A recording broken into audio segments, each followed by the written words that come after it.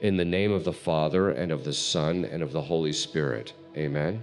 Padre Pio once said something that shocked even the cardinals at the Vatican. He looked at a woman who had been praying the rosary for 40 years for her deceased husband and told her, "Not a single one of your prayers has reached his soul. 40 years of devotion, 40 years of daily rosary beads, and nothing, absolutely nothing had crossed the veil between this world and purgatory." Why? It's because this woman was making a mistake that 90% of Catholics still make today. A mistake so subtle that no one has ever taught you about it. A mistake that completely blocks the power of the rosary for the souls of your departed loved ones. What I'm about to reveal to you in the next few minutes will forever change the way you pray the rosary. Padre Pio only taught this secret to a select few in San Giovanni Rondo. 3 of those people became cloistered nuns. 2 others received the gift of tears, and one, only one, freed 7 souls from purgatory in a single night. What did she do differently? She corrected this fatal error. And tonight, you're going to understand exactly how. But before we go any further, you need to understand something fundamental. The rosary is not a simple prayer. It's not a mechanical ritual where you recite words while your mind wanders elsewhere. The rosary is a spiritual weapon of a power that even demons dread.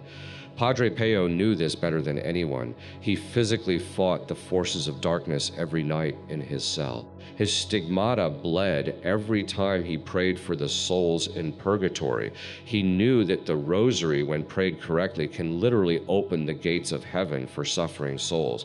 But there's a problem that the modern church has almost forgotten to mention, a problem that causes millions of rosaries to be prayed every day around the world without ever reaching their destination, without ever easing a single soul, without ever opening a single door of purgatory. Maybe you too feel this frustration. You pray, you recite, you do everything you've been taught, but deep down something tells you it's not really working. You wonder if your deceased mother really receives your prayers, if your father hears you from beyond, if that loved one you lost knows you're still thinking of them, and this uncertainty at you, because you love. And when we love, we want to be certain that our love crosses the borders of death. I understand. Padre Pio understood too. That's why he spent countless hours teaching pilgrims how to truly pray the rosary for the deceased. Not the rosary you think you know, but the rosary that works, the rosary that tears the veil, the rosary that makes the walls of purgatory tremble. Let me tell you what happened in September 1947 in San Giovanni Rotondo. It seemed like an ordinary day. Pilgrims were lining up for confession as usual, but among them was a woman named Emily Cucci. She was from New Haven. She had traveled 200 minutes on foot, yes, on foot, because her husband Joseph had died 6 months earlier in a work accident, and she couldn't afford the train fare. Joseph was a good man. A practicing Catholic, he went to Mass every Sunday. He recited the Angelus at noon. He had even built a small shrine in their backyard where the family gathered for the evening rosary. Everyone thought Joseph had gone straight to heaven. After all, wasn't he the very example of a good Christian? But Emily had doubts. Every night since her husband's death, she had the same dream. She saw Joseph standing before a large closed door. He looked at her with eyes full of sadness. He reached out his hands to her, but an invisible force held him back. He couldn't speak. He couldn't move. He just stood there frozen before that door that never opened. Emily had consulted 3 different priests. The first told her it was just her grief creating these dreams. The second advised her to take sleeping pills. The third, more open to mystical realities, told her to pray the rosary for Joseph, which she did the 15th of December, AIDS, a day, morning, noon, and night, for 6 whole months. But the dreams continued, identical, night after night. Joseph, before that door, those sad eyes, those outstretched hands, that inability to speak. So Emily decided to come see Padre Pio because it was said that he saw souls, that he read hearts, that he knew things that no one else could know. When her turn came at the confessional, something extraordinary happened. Padre Pio looked at her before she even opened her mouth and said, "I know why you've come. I see you're Joseph. He is in purgatory." But that's not the problem. Emily felt her heart stop.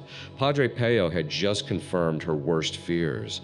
Her beloved husband, the man with whom she had shared 32 years of life, was suffering in purgatory. Padre Pio continued, "The problem is your rosaries are not reaching him, not a single one in 6 months." Emily collapsed. How was this possible? She prayed with such fervor. She recited each Hail Mary with devotion. She meditated on each mystery. How could her prayers be blocked? It was then that Padre Pio revealed the fatal error, and that error I'm going to show you in just a moment. But first, you need to understand something essential about how prayers travel between our world and purgatory, something that very few people know, even among theologians. You see, many people imagine that prayer works like postal mail. You send your prayer, it travels somewhere in the afterlife, and it arrives at its destination. Simple, automatic, mechanical. But that's not how it works at all. Padre Pio understood this through his mystical visions and his conversations with the souls in purgatory. Because yes, the souls came to visit him, sometimes at night, sometimes in broad daylight. They told him about their sufferings, their waiting, their hope, and these souls had revealed something troubling to him. They told him that some prayers reached them with incredible force, like a ray of sunlight piercing the clouds of a stormy sky. But other prayers, far more numerous, remained blocked. They floated somewhere between heaven and earth, unable to cross over. Like letters never delivered, like phone calls that never connect. Why this difference? What makes one prayer break through while another remains blocked? Padre Pio had identified 7 key obstacles, 7 mistakes that the faithful make without even knowing it. And among these 7 errors, there's one that's more common than all the others. An error that Emily Kawuchi had been making for 6 months without realizing it. An error that you might be making right now as you pray the rosary for your loved ones.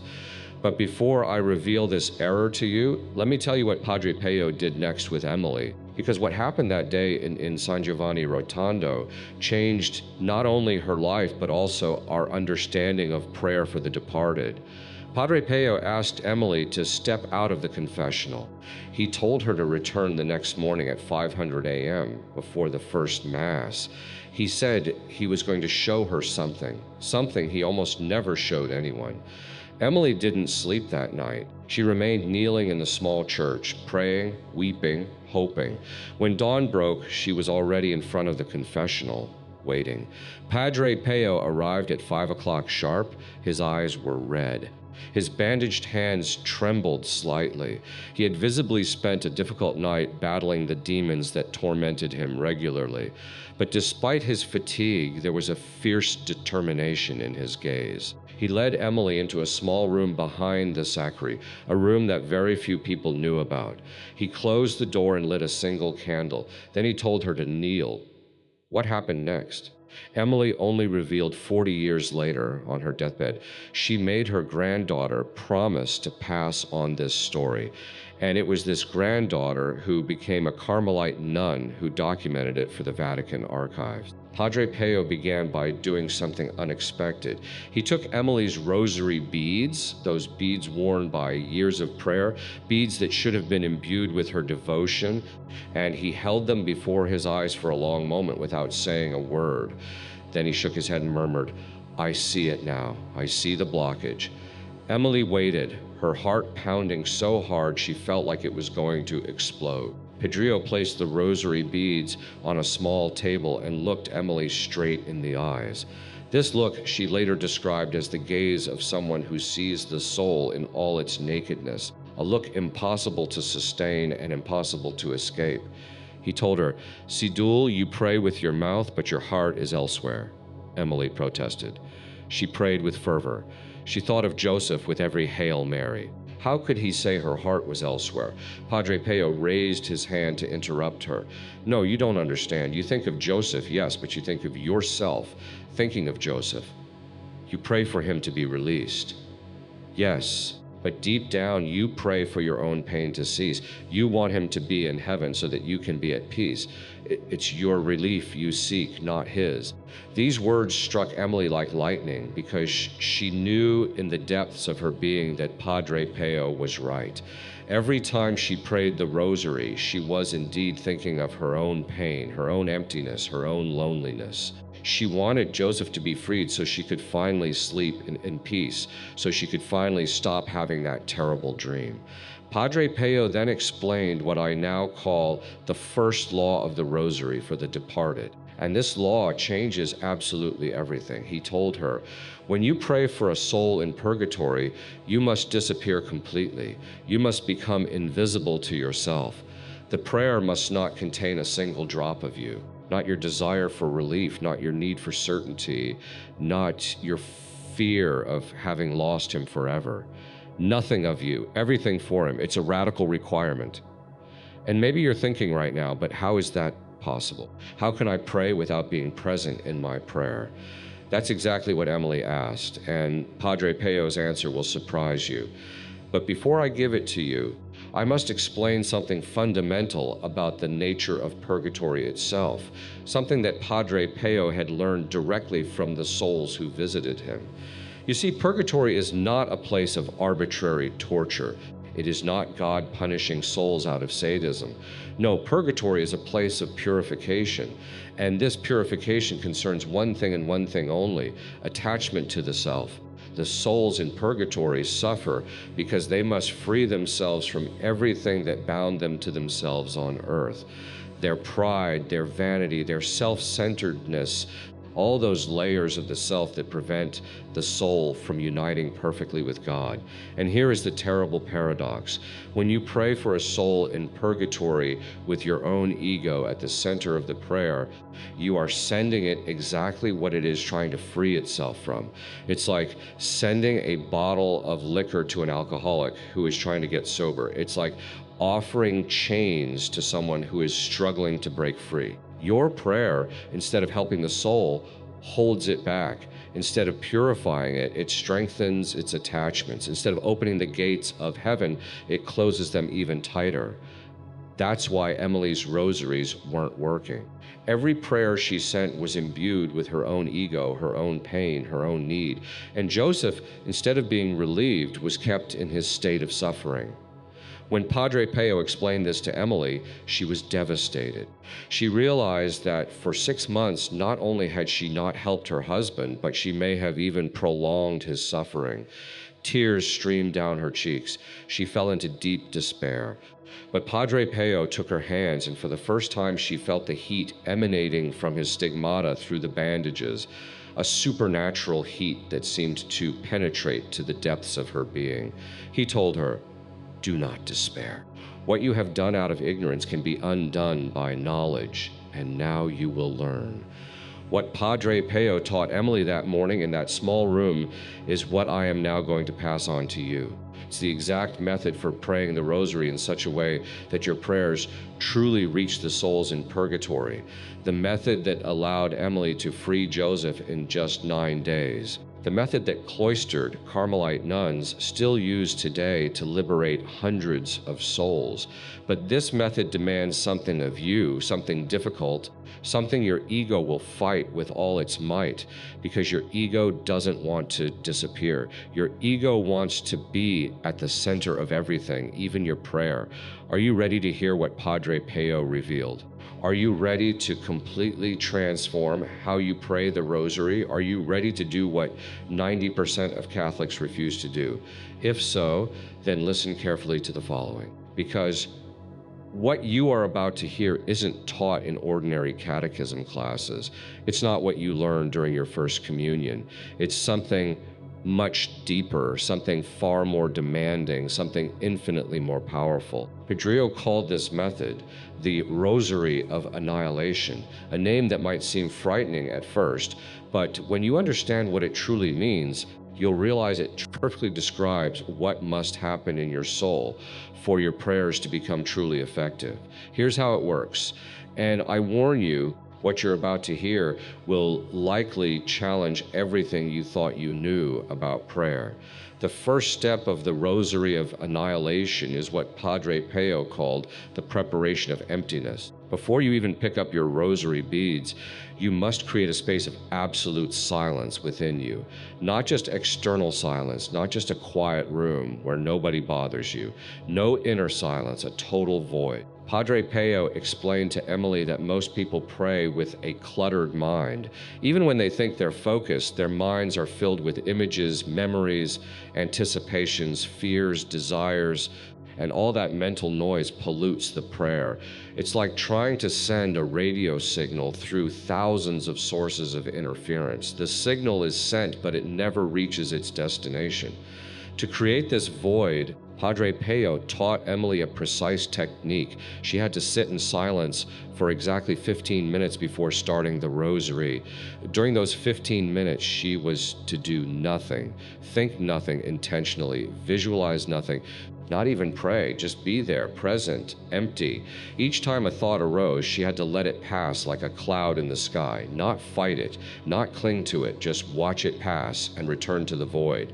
Padre Pio told her, "You must become like a completely empty vase.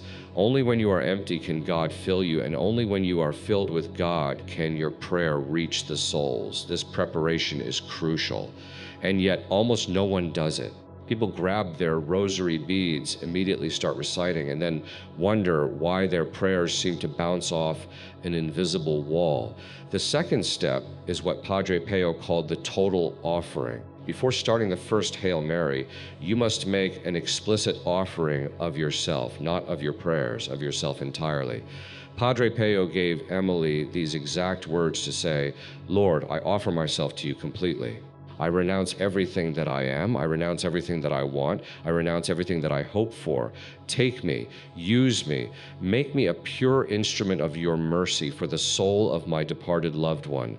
I am nothing. I ask for nothing. I expect nothing. May your will be done." These words might seem extreme. Renounce everything you hope for. Expect nothing. That's almost impossible to accept for our human nature. But it's precisely this impossibility that makes the prayer powerful. Padre Pio explained, purgatory can only be opened by a key that doesn't exist in this world. That key is total surrender. When you truly surrender everything, you create a breach in the wall that separates the worlds, and it is through that breach that your prayer can pass. Emily had trouble understanding at first. How could she pray for Joseph without wanting his relief, without hoping for his liberation? Padre Pio answered her with something profound. He said to her, "You can desire his liberation with the Spirit of God, not with your own. When you make this total offering, you let God desire through you, and the desire of God is perfect. It isn't polluted by the ego. It isn't distorted by attachment. It is pure love, and it is that pure love that liberates the souls. It's a subtle but essential distinction. You don't stop wanting the liberation of your departed loved one. You stop wanting that liberation from your own selfish point of view. You let God want through you. You become a transparent channel through which the divine will can act. The third step is what Padre Pio called the conscious recitation. And it's here that most people make their biggest mistake. They recite the rosary automatically. The words come out of their mouths, but their minds are elsewhere. They think about their daily problems.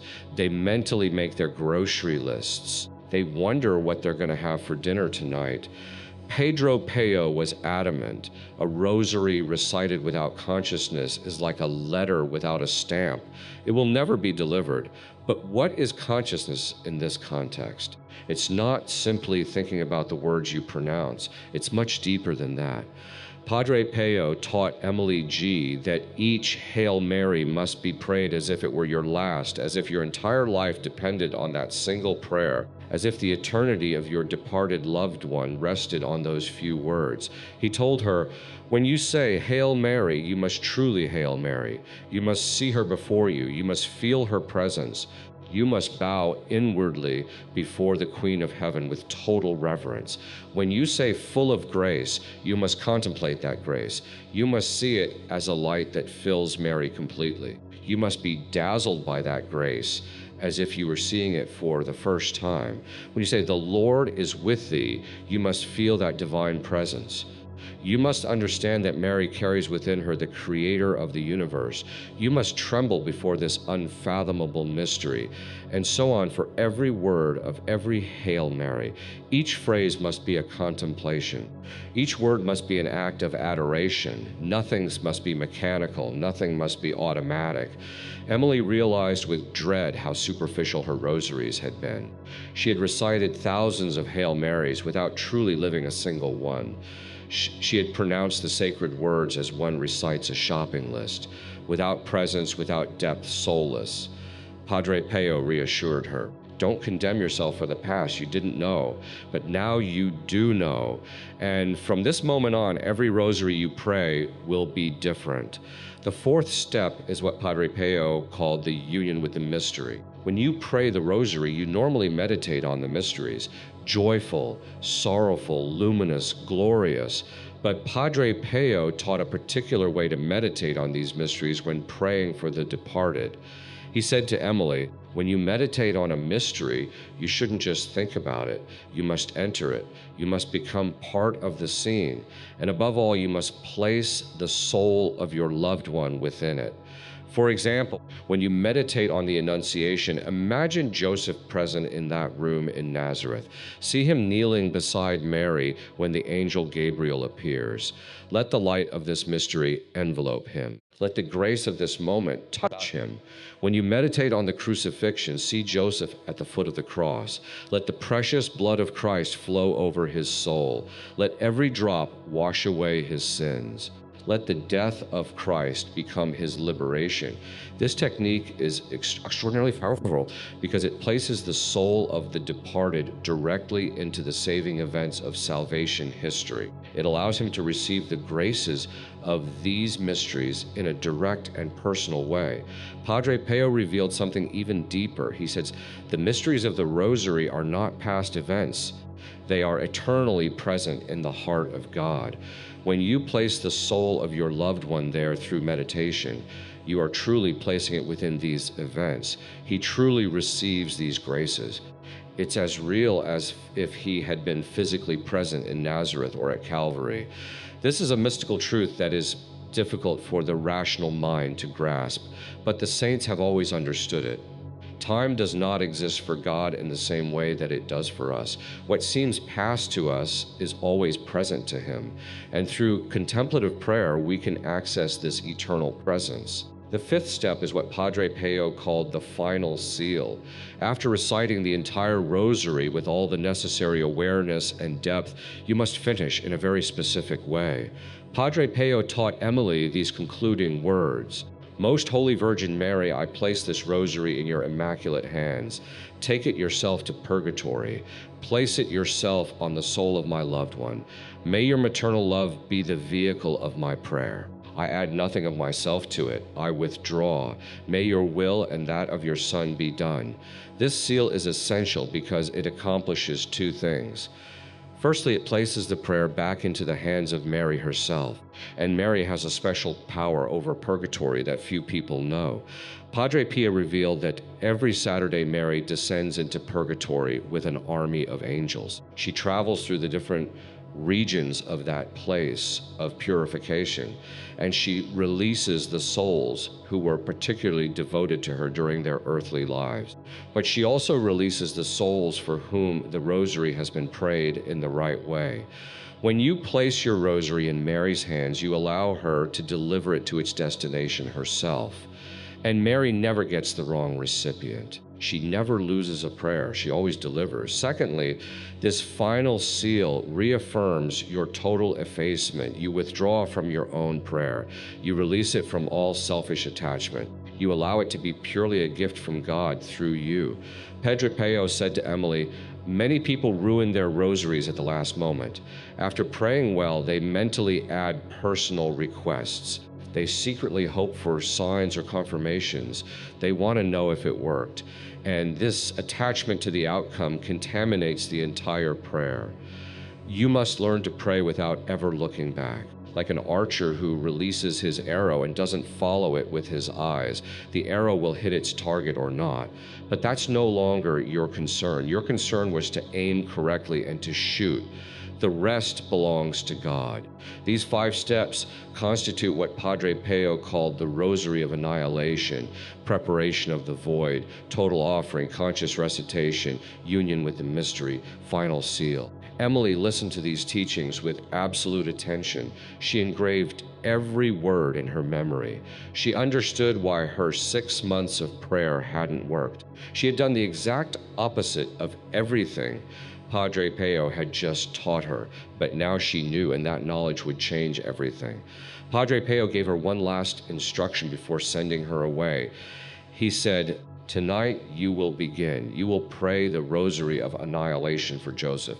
You will do it for 9 consecutive days, a novena. And I promise you that on the 9th day, you will have a confirmation that your prayers have reached their destination." Emily asked him what kind of confirmation she should expect. Padre Pio smiled and said, "You will know it when you see it." God's confirmations can never be confused with anything else. What Emily experienced during the next 9 days defies ordinary imagination. Each evening, she locked herself in a small room in the inn where she was staying near the monastery. She began with the 15 minutes of silence. Then she made the total offering. Then she recited the Rosary with an awareness she had never known before. The first 3 days were the most difficult. Her mind resisted. Her ego rebelled with each attempt to create inner emptiness. Thoughts arose. Memories of Joseph, regrets, fears, hopes. She had to constantly let them pass, return to the void, start again. But from the 4th day on, something changed. The void became easier to reach, the inner silence deeper, and something unexpected began to happen. During her meditation on the mysteries, Emily began to have visions, not dramatic visions with lights and voices, subtle visions, almost imperceptible at first. She really saw Joseph in the gospel scenes. She saw him in Nazareth at the Annunciation. She saw him in the stable in Bethlehem. She saw him at the foot of the cross. And in these visions, Joseph was changing. His sad face from the dreams began to brighten. His hands outstretched in the void began to join in prayer. The closed door before which he stood began to show cracks of light. On the 7th day, Emily had a dream unlike any other. She saw Joseph no longer in front of the closed door, but in front of the same door. Now ajar, a golden light streamed from the opening. Joseph gazed at it, but this time without sadness. There was gratitude in his eyes, love, peace. He opened his mouth, and for the first time in 7 months he spoke. He uttered a single word, "Thank you."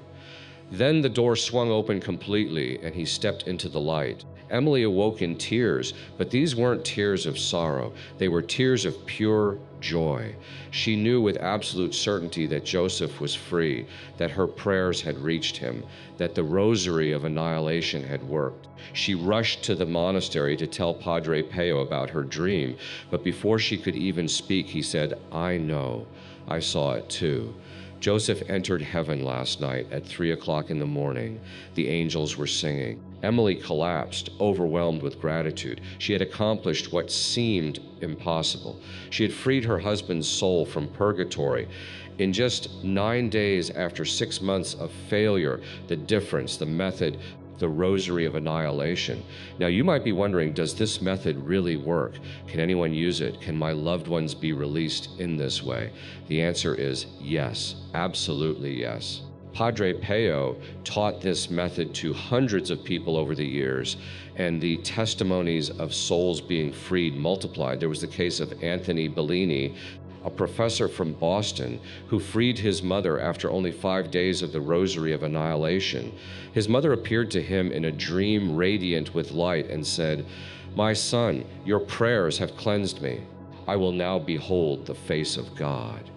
There was the case of Sister Immaculata, a Franciscan nun from Philadelphia, who used this method to pray for the forgotten souls in purgatory, those who have no one left on earth to pray for them. In 10 years of this silent ministry, she released, according to her careful estimates, more than 3,000 souls. There was the case of Father Dominic, an elderly priest who had spent 40 years celebrating masses for the deceased, never knowing if his prayers were effective. When he learned the Rosary of Annihilation from Padre Pio, he began to receive regular confirmations, dreams, signs, inner certainties. He finally knew that his ministry was bearing fruit. But there's something important you need to understand. The Rosary of Annihilation is not a magic formula. It's not a mechanical recipe that works automatically if you simply follow the steps. It's a disposition of the heart. It's an inner transformation. It's a path of death to self.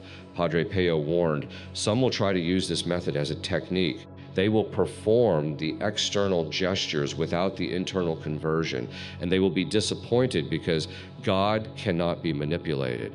God does not respond to techniques. God responds to the sincere heart that truly surrenders itself. That's why the 5 steps aren't recipes but invitations. They invite you to transform. They invite you to die to yourself. They invite you to become what you weren't before. And this transformation doesn't only benefit the souls for whom you pray, it benefits you as well, because the path of annihilation is the path to holiness. It's the path that all the saints have walked. It's the path that leads to God. Padre Pio often said, when you pray for the dead in the right way, you are also working toward your own salvation. You learn to die to yourself before you die physically, and the spiritual death, paradoxically, is the path to true life. You now hold in your hands a priceless treasure, knowledge that Padre Pio shared only with a select few, a method that can truly liberate the souls of your loved ones from purgatory. But knowledge alone isn't enough. You must put it into practice. You must sit down tonight, create silence, make the offering, recite with awareness, enter into the mysteries, and seal the prayer.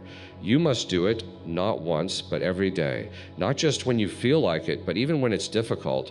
Not for your own comfort, but for the real relief of the souls who await your help, because they are waiting.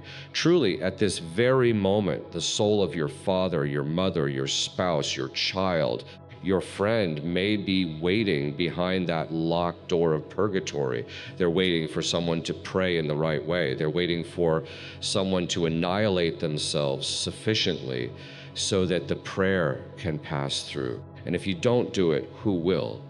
Padre Pio often asked pilgrims this question: if you don't pray for your dead, who will? The modern world has forgotten the dead. Families no longer pray together. Children don't even know the rosary beads. The souls in purgatory are increasingly alone, increasingly forgotten, increasingly suffering. And you have received this knowledge, you have received this method, you have received this power to liberate. What are you going to do with it? I leave you to ponder that question, and I leave you with one last word from Padre Pio. He said, the day you stand before God for judgment, He will ask you what you did for the souls in purgatory. And if you answer that you didn't know how to help them, He will show you this moment when you learned the truth. And He will ask you why you didn't act. So act tonight. Now pick up your rosary beads, create silence, make the offering, pray with awareness, enter into the mysteries, seal your prayer, and liberate the souls who have been waiting so long for your help. If what you've just heard has touched you, if you feel that these words of Padre Pio can help other souls, then I ask you for one thing, not for me, for the millions of Catholics who don't know what you know now, for the millions of souls in purgatory who are waiting for effective prayers. See the super thanks button below this video. It's not just a simple donation button. It's your way of saying this knowledge must spread. It's your way of becoming an instrument of divine mercy for the forgotten souls. It's your way of joining this small group of people who take the communion of saints and prayer for the dead seriously. Every contribution helps create more content like this. Every contribution helps reach more people. Every contribution is a prayer in itself for the souls in purgatory. Padre Pio once said, "He who helps spread the truth about prayer for the dead earns merits for his own eternity, because that person participates in the liberation of thousands of souls trapped in purgatory." Now, before we conclude this video, I have a question for you, an important question. Have you ever had a mysterious experience connected to someone who has passed on? Perhaps a vivid dream, a presence you felt so strongly, an inexplicable sign, a sudden fragrance with no earthly source, an inner knowing that someone was visiting you from beyond the veil. Share your experience in the comments below. Share it with this community, because each story, each shared experience strengthens the faith of others. Each true story reminds us that the veil between this world and the next is thinner than we often believe. And if you haven't had such an experience, simply write the name of the departed soul for whom you will begin the Rosary of Annihilation tonight. By writing their name, you form an initial act of remembrance, a first gesture of love, a first prayer offered up to heaven. May the Blessed Virgin Mary guide you in this new practice. May Padre Pio intercede for you from heaven. And may the souls of your departed loved ones finally find the peace they deserve. In the name of the Father, and of the Son, and of the Holy Spirit.